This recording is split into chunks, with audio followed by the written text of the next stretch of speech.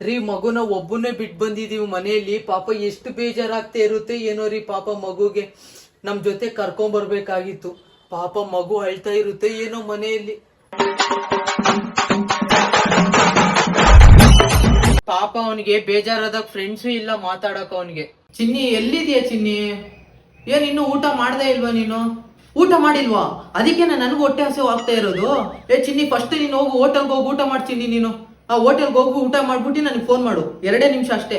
ಸರಿ ಸರಿ ರೀ. ಮೊನ್ನೆ ಮೇಲ್ಮನೆ ಹುಡುಗಿರು ಇವನ ಮಾತಾಡ್ಸುದ್ರೆ ಮಾತಾಡ್ತಾನೆ ಇಲ್ಲ ರೀ ಇವನು. ಪ್ಲೀಸ್ ಪ್ಲೀಸ್ ಮಾತಾಡ್ಸು ಅಂದ್ರೆ ಆ ಹುಡುಗಿರು ಇವನು ಮಾತಾಡ್ತಾನೆ ಇಲ್ಲ. ಮೂಕುಂತರ ಅಂತ ನಿಂತವನೆ. ಪಾಪ ಹೆಂಗ್ ಬದುಕ್ತಾನೋ ಏನೋ ಮುಂದೆ ಜೀವನದಲ್ಲಿ. ಚಿನ್ನಿ ಚಿನ್ನಿ ಬೇಗ ಬಾ ಚಿನ್ನಿ. ಒಂದೇ ಒಂದು ಪಪ್ಪಿ ಕೊಟ್ಟು ಹೋಗ್ ಬಾ ಚಿನ್ನಿ. ನಾನ್ ಮನೆಗೆ ಹೋಗ್ಬೇಕು. ನಿಮ್ ಮನೆ ದುಬೈಯಲ್ಲಿ ಐತಾ? ನಿಮ್ ಮನೆ ಮೇಲೇನೆ ತಾನೆ? ಬೇಗ ಬಾ ಚಿನ್ನಿ ಪ್ಲೀಸ್ ಪ್ಲೀಸ್ ಬೇಗ ಬಾ ಬೇಗ.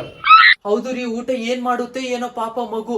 ಹೋಟೆಲ್ಗೆ ಹೋದ್ರಿ 100 ರೂಪಾಯಿ ಖರ್ಚಾಗುತ್ತೆ ಅಂತ ಅವನು ನೀರ್ ಕುಡಿದ್ರು ಮಲ್ಕೊಂಡ್ರು ಮಲ್ಕೊಂಬೋದ್ರಿ ಅವನು.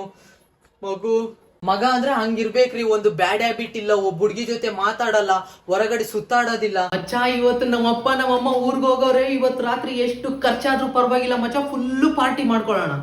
2,000 ಅಲ್ಲ 10,000 ಕೊಡ್ತೀನಿ ಮಚ್ಚ. ಫುಲ್ಲು ಬೀರು ಬಿರಿಯಾನಿ ಏನು ಮರಿಬೇಡ, ಎಲ್ಲಾನು ತಗೊಂಬ ಸರಿನಾ?